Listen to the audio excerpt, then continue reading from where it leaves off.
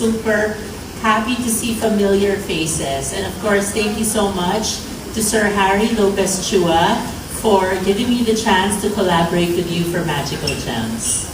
Yan, oo. At syempre, eto kung starting this June, syempre mag-streaming na sa View, ang Beauty Empire. So lahat na makikita niyong accessories, jewelries doon ni Rupa is by Magical Gems. What would you advise for those people who would like to start? Halimbawa talagang hindi sila nag-jewelry.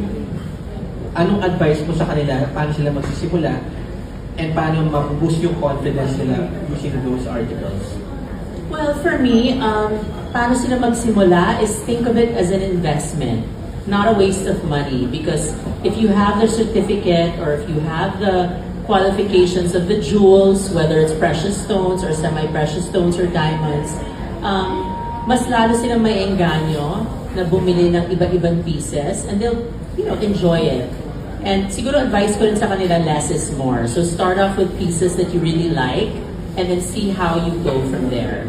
And depende na rin yung sa character mo of who you are as a person.